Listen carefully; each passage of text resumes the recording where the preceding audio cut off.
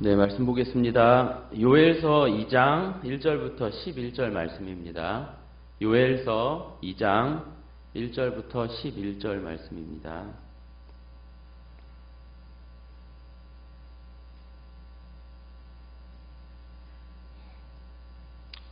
찾으신 줄 알고 교독으로 봉독하고 마지막 절 같이 읽겠습니다.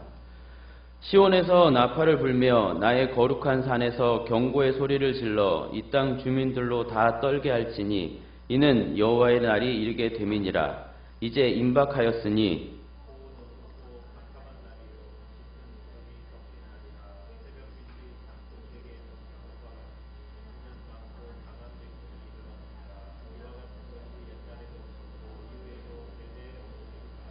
불이 그들의 앞을 사르며 불꽃이 그들의 뒤를 태우니 그들의 예전의 땅은 에덴 동산 같았으나 그들의 나중의 땅은 황폐한 들 같으니 그것을 피한 자가 없도다.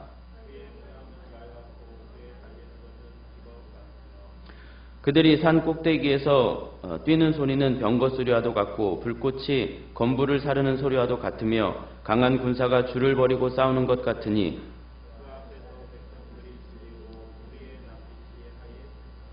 그들이 용사같이 달리며 무사같이 성을 기어 오르며 각기 자기의 길로 나아가되 그 줄을 이탈하지 아니하며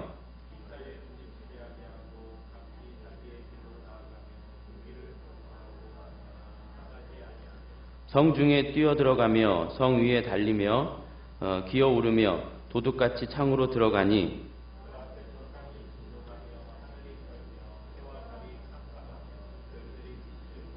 같이요. 여호와께서 그의 군대 앞에서 소리를 지르시고 그의 진영은 심히 크고 그의 명령을 행하는 자는 강하니 여호와의 날이 크고 심히 두렵도다. 당할 자가 누구이랴. 아멘.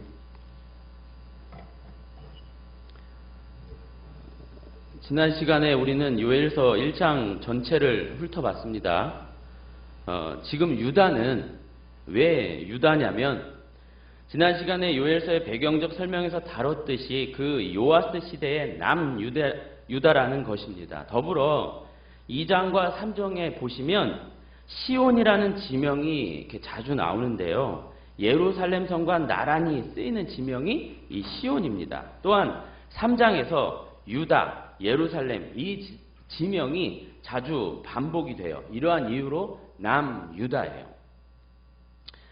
유다는 메뚜기 때 습격을 받았습니다. 난리가 이만저만이 아니에요. 그래서 요엘 선지자가 정신 차리고 잘 들어라. 이 메뚜기 때 습격은 보통 것이 아니다. 이러고 있는 것이죠.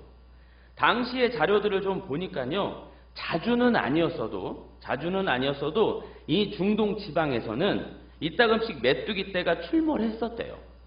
이 사람들에게 있어서 지금 남유다 사람들에게 있어서 메뚜기 떼가 그렇게 신기한 일은 아닌 거예요.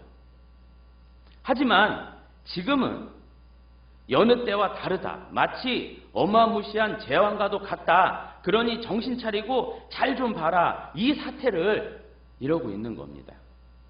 설상가상 가뭄도 겹쳐서 정말 유다의 꼴은 말이 아닙니다.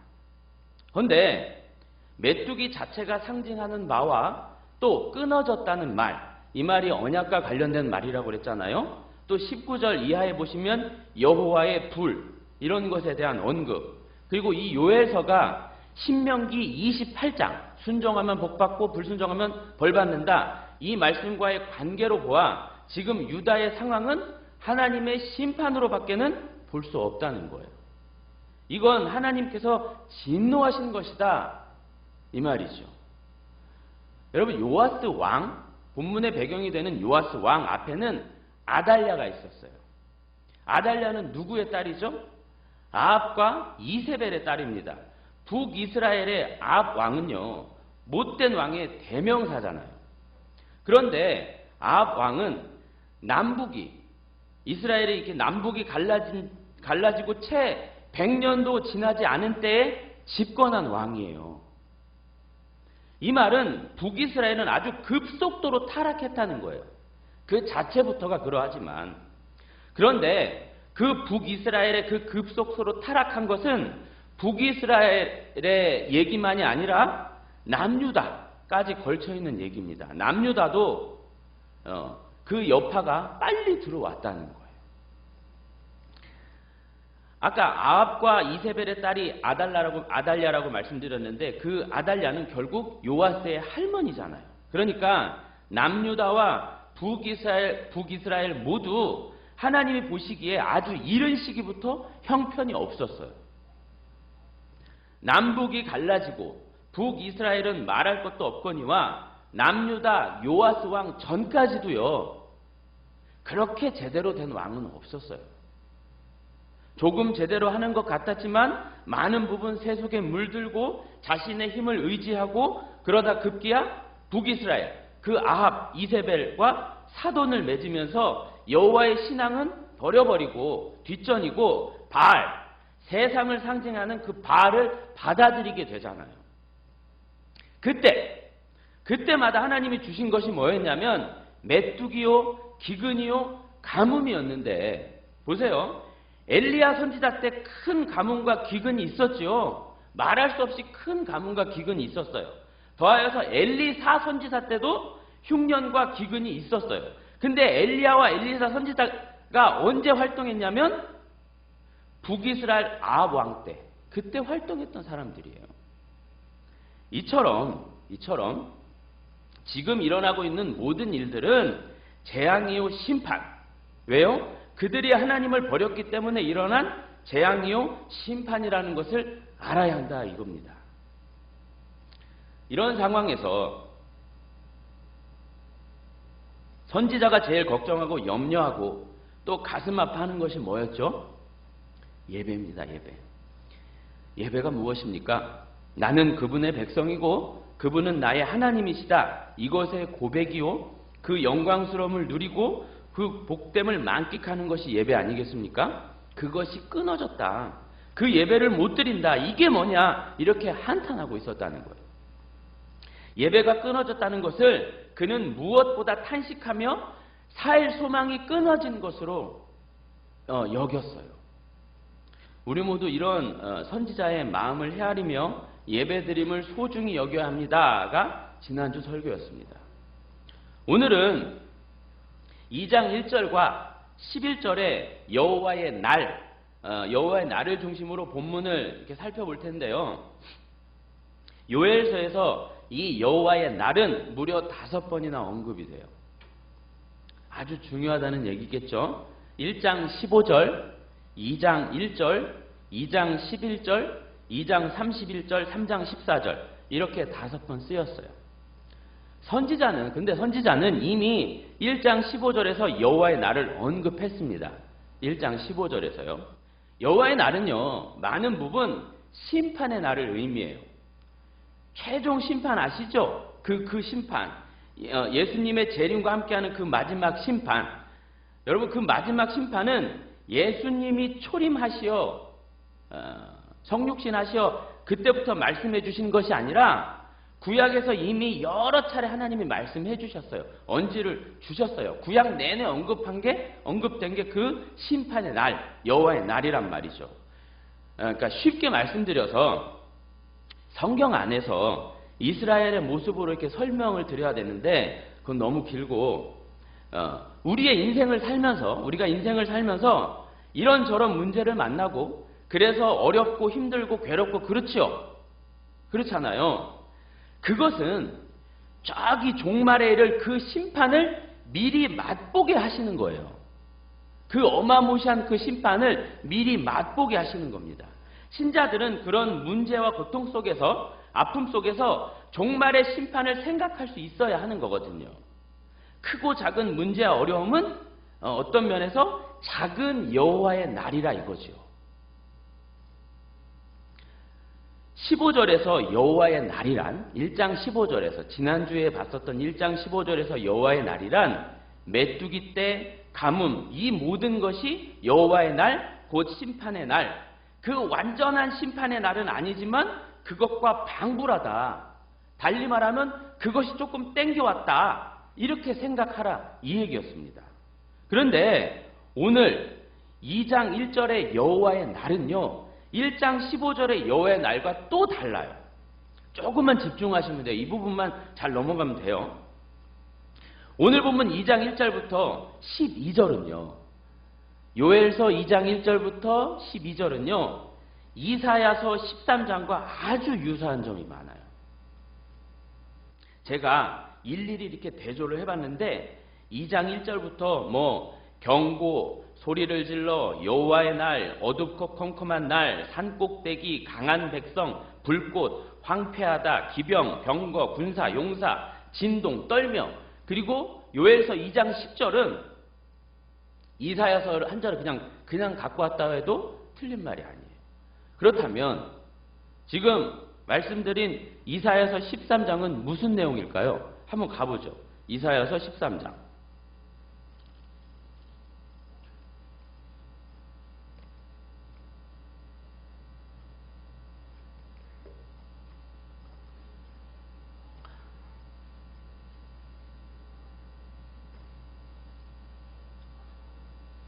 이사야서 13장은 무슨 내용인가요? 이사야서 13장이 무슨 내용이냐면 바벨론의 심판을 예언하는 장이에요. 바벨론의 심판. 하나님께서 남유다를 바벨론으로 치실 것인데 그 바벨론 역시 나중에 하나님으로부터 심판을 받게 된다. 이 말씀이 써져 있는 게 이사야서 13장이에요.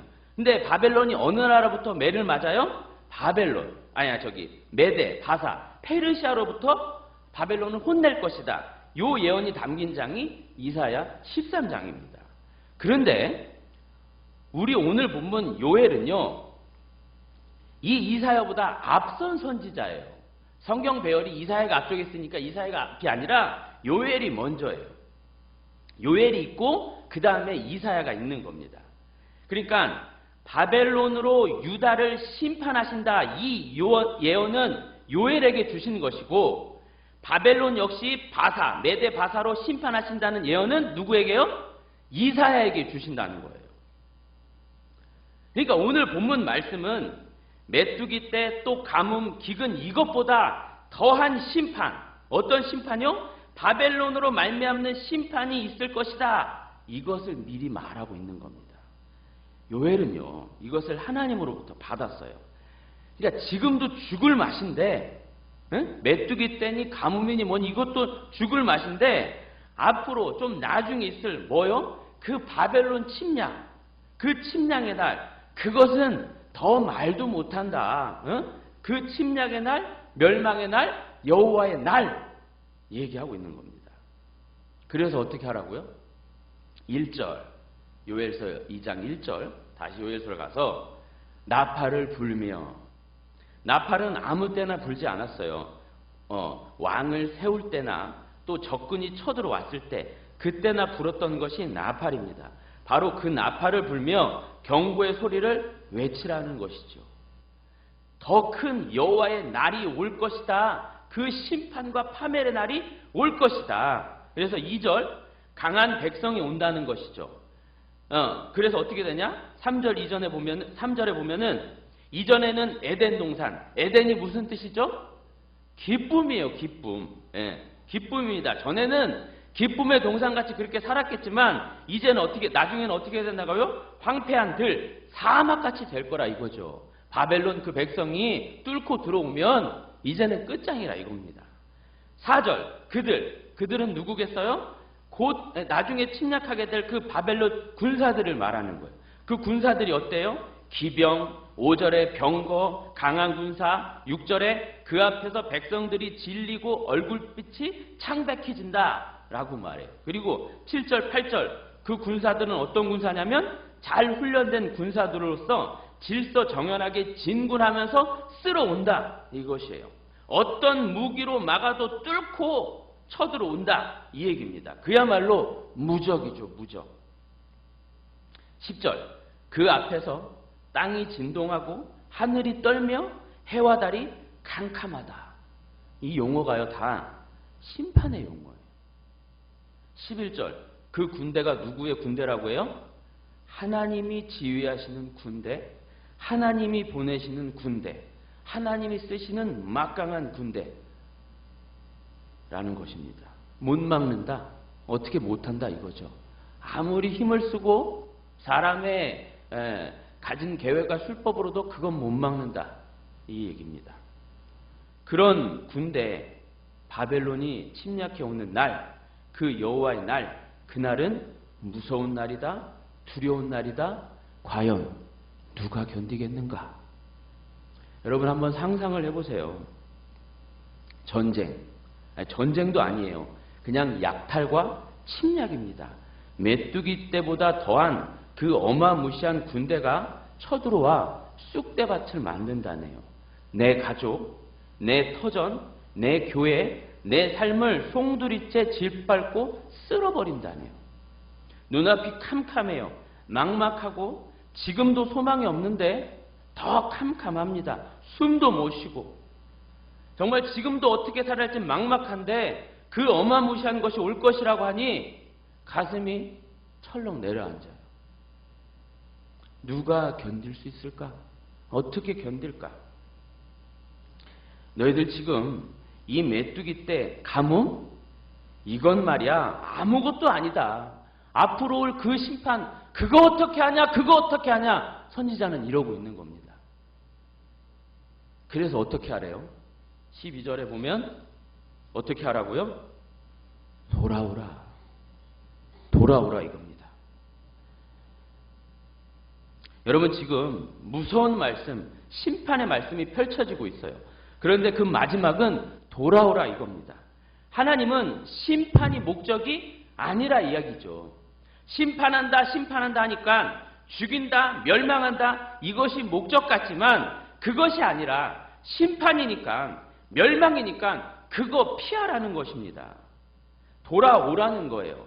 매를 때리시는 것이 목적이 아니라 매 맞지 말라는 게 목적이란 말이죠. 여기서 더 깊이 생각하셔야 할 것이 있는데 이 문제가 그럼 이런 문제가 어디서 비롯됐을까요? 문제의 소지는 하나님에게서 등을 돌리면서 비롯된 겁니다. 이 얘기를 잘 생각해 보셔야 돼요. 하나님께 등을 돌린다는 것이 뭘까요? 그건 부패하고 타락한 내 마음대로 사는 것입니다. 삐뚤어지고 왜곡된 내 마음대로 산다 이겁니다. 적당히 믿는 척 하면서 하나님을 깊이 생각하지도 않고 말씀대로 살려 하지도 않고 그저 나 좋을 대로 나 편한 대로 내 이기적인 생각대로 또 세상 돌아가는 그 이치대로 그렇게 살아가는 걸 하나님을 등졌다 하는 거예요. 여러분 교회 다닌다고 교회에 있다고 내가 안전하다는 생각은 대단히 위험한 생각이에요. 그때 이스라엘 백성도 그랬어요. 다 제사 드리고 뭐하고 했다니까요. 본문의 배경인 요아스 시대도 그렇고 우리가 살짝 봤던 북이스라엘 왕국도 그렇고 여러분 그렇게 크게 문제가 일어났던 게 아니에요.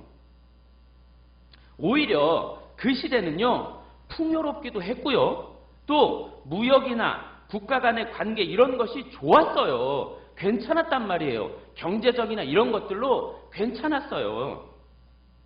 겉으로 보기에 그렇게 문제라고 할 것이 없었단 말이에요. 그런데 왜 그렇게 됐어요? 뭐가 문제예요? 하나님이 없었어요. 하나님이. 그 하나님 없이 살았다는 겁니다. 그 하나님을 등진 채 하나님 내게 간섭하지 마시고 내게 딴지 걸지 마시고 하나님은 그냥 계세요. 내가 그냥 제사 이런 거 드릴 테니까 하나님은 그냥 계세요. 이렇게 된 거예요. 하나님을 섬기되 하나님이 주시지 않는 뭐 풍요나 번영이나 이방의 그런 잘 사는 것들 재물 이런 것은 누구에게 얻었어요? 바알에게 얻었어요. 하나님을 버리지 않고 섬기되 재물 같은 것은 하나님 우리가 바알을 통해 얻겠습니다. 이랬단 말이죠. 하나님 그냥 가만히 계시고 그냥 딴지나 걸지 마세요. 이랬어요. 하나님은 그걸 못 보시는 겁니다. 그걸 제일 못 보세요. 그거 아니라 이 말씀이죠. 그래서 어떻게 하셨냐? 그래 그 바알이 준다고 하는 그 풍요, 번영 어디 그거 내가 거두어 볼게. 그럼 너희들 어떻게 할래? 즉 먹고 살고 그런 것은 바알이 주는 것이 아니라 이 얘기죠. 또한 먹고 사는 것보다 더 중요한 것이 있으니 그것이 뭐예요? 호세아서에 핵심적으로 등장하는 말씀. 여호와를 알자, 힘써 여호와를 알자. 그분의 백성들아, 그분을 알고 그분의 언약을 알고 그분이 펼치시는 그 하나님 나라를 생각하며 오늘도 그거 바라보며 살아라. 이 땅에 소망 두지 말고 이 땅은 곧 없어지니까 그 영원한 하나님 나라 보며 그 나라 준비하며 살아라. 이거예요, 이거. 하나님을 등진다는 것, 하나님을 벗어난다는 것, 그것은 어찌 보면 그렇게 대단한 것이 아니에요. 그렇게 대단히 불순종하고 그렇게 대단히 방역하는 게 아니란 말이죠. 내가 하나님을 대수롭지 않게 여기고 또는 적당히 가볍게 여기고 말씀 함부로 대하고 예배 아무렇지 않게 여기면서 그리고 뭘 쫓아요? 눈에 보이는 것. 이 세상을 쫓고 사람 눈 의식하면서 그렇게 신앙생활하는 것을 의미해요. 마음의 중심이 없는 거죠. 핵심 알맹이는 쏙 빼놓고 그냥 겉으로만, 무늬만. 마음의 중심을 보시는 하나님이신데 그 마음의 중심이 하나님이 아니라는 겁니다. 하나님은 무슨 하나님이에요? 질투하시는 하나님이시라잖아요. 하나님은 이스라엘을 어마무시하게 사랑하셨어요. 아니, 그 표현으로도 안 돼요. 세상에서 그들만 선택하셨어요. 다른 아무 백성, 아무 인종도 아니고 그 이스라엘만 선택하시고 사랑하셨어요. 그 선택은 뭐 말로 표현할 수 없는 은혜, 그거라고밖에는 설명할 길이 없어요. 근데 애굽과 이스라엘이 뭐가 다릅니까? 이스라엘과 바벨론이 뭐가 달라요? 하나도 다르지 않아요. 하나님도 그렇게 말씀하셨어요. 너희가 다른 나라와 다른 게 없다. 조금도 다르지 않아요. 그런데 이스라엘을 선택하셔서 당신의 백성 삼으셨단 말이죠. 바로 그렇게 이스라엘을 또 우리를 사랑하십니다. 자신의 귀한 아드님도 아끼지 않으시면서 우리를 그 아드님과 맞먹는 만큼 사랑하신다 이 말이죠. 그렇기 때문에 하나님은 우리 마음 전부를 원하세요. 내가 사랑한 만큼 너도 줘. 이거거든요. 근데 과연 이스라엘은 또 우리는 우리의 전부를 드려요? 우리가 우리의 마음을 다 드려 하나님을 사랑하지 못하고 또 그렇게 하나님을 대하지 못하면 여러분 누가 손해일까요? 하나님이 손해이실까요? 우리의 손해입니다. 하나님은 우리와 다르세요. 우리가 하나님을 사랑하면 할수록 우리의 것이 좀 많이 사라지고 없어지고 손해보고 빼앗기고 그럴 것 같은데 아닙니다. 하나님은 더 좋은 곳으로 채워주시는 분이에요. 더 깊은 그런 것, 그 하늘의 것으로 담아 채워주신단 말이죠. 반면에 그 하나님을 적당히 알고 대충 그렇게 섬겨버리면 오히려 나에게 손해가 없을 것 같아요. 육의 것이 많이 쌓이고 보존이 되고 늘어가고 그럴 것 같지만요. 그럴 수 있지만요. 사람이요 피폐해지고요. 평안도 없고 하늘 소망도 사라져요. 이렇게 된데 여기가 좋사오니 여기가 좋사오니 이렇게 돼버립니다. 결국 하나님을 그렇게 대하면 하나님이 손해가 아니라 우리가 손해입니다. 우리가 하나님과 멀어진 만큼 하나님을 그렇게 대한 만큼 우리가 손해예요. 그러니까 어떻게 하라고요? 돌아서라 이 말입니다. 하나님께 돌아오라. 본문은 이렇게 회개를 촉구하는 본문이 맞습니다. 그런데 여러분 신중하셔야 할 것은 이 회개, 히브리 말로 슈브, 돌아옴, 돌아섬, 유턴 이것은요 그저 눈물 적당히 쏟고 잘못했습니다 그 정도의 것이 아니에요. 회개라는 것. 그렇게 쉽게 잘못했네요, 죄송했네요, 그게 아닙니다. 회개는요, 다른 것도 마찬가지지만 성경의 얘기를 너무 뻔한 그런 얘기로 이렇게 생각하지 마십시오. 회개는 본문에서 말하다시피 뭐예요? 내 마음을 찢어버리고 돌아서는 거예요. 그냥 돌아서는 게 아니라 내 마음을 찢어버리는 거예요. 마음이 뭐예요? 마음은 인간의 전 존재, 그걸 상징하는 거거든요. 그 마음, 나 자신을 찢어버리고 돌아서는 거죠. 내 마음이 찢어져야 돌아설 수 있는 겁니다. 내 마음이 찢어지지 않게 돌아서는 거, 그걸 위선이요, 가식이요. 그럼 여러분, 내 마음을 찢는 것이 가능할까요? 사람이 자기 마음을 찢는 것이 가능할까요? 여러분, 우리 스스로 회개가 가능해요? 성경은요, 또 신학에서는 회개를 인간이 자동적으로 할 수 있는 것이라고 안 해요. 회개는 하나님이 시키시는 것이지 사람이 스스로 하는 것이 아니라고 정리해 놨어요. 회개는 우리가 만들어낼 수 있는 것이 아닙니다. 이 회개마저도 하나님이 주시는 거예요. 하나님이 우리에게 이런 저런 문제를 허락하시고 역경들을 허락하시어 그 속에서 진짜 깨닫게끔, 진짜 알게끔 하시는 것이죠. 아, 내가 잘못했구나. 아, 나 죄인 맞구나. 아, 이거구나. 내가 이걸 놓쳤네. 여러분, 회개는 인간이 만들어낼 수 있는 그런 신파 같은 게 아니라 회개도 뭐라고요? 하나님의 선물이에요. 하나님의 귀한 선물, 하나님께서 시키시는 선물이요. 이 역사와 많은 인간들과 사건들을 뭐 하시면서? 섭리하시면서 우리에게 베푸시는 선물. 너 돌아오라니까 잘못 가고 있다. 근데 인간은 자신을 못 봐요. 그래서 하나님이 고군분투하면서 이 사건, 저 사건, 시간, 환경, 사람 다 동원하셔서 깨닫게 하시는 거죠. 메뚜기 떼를 보면서 찢어져야 하는 거예요. 찢어지지 않으면 안 되는 겁니다. 찢어짐을 받아야 되는 거예요. 그 메뚜기를 보면서 돌아설 수 있고 그 하나님을 생각하고 나의 허물과 잘못이 이렇게 드러나야 되는 거죠. 그리고 그때도 찢어지지 않아요. 그때도 돌아설 마음이 없고 그때도 아무런 마음이 없어요. 그러면 그거 붙들고 찢어주세요 이래야 된다 이거죠.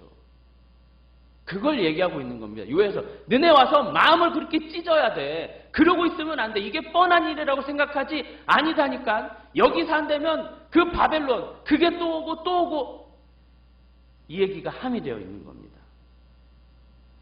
14절 끝자락에 보시면 뭐라고 되어 있냐면 누가 알겠느냐? 혹시 누가 알겠느냐? 이렇게 얘기해요. 자, 선지자는요. 회개해. 그럼 살아.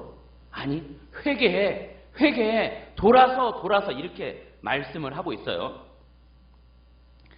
회개해. 그럼 산다. 그럼 그분이 받아주신다. 확신을 가지고 믿음을 가지고 나아가. 이럽니까? 이래요? 안 그래요. 다시요. 선지자는 회개해. 그럼 살아. 그럼 그분이 받아주실 거야. 확신을 가지고 믿음을 가지고 나아가. 이러지 않아요.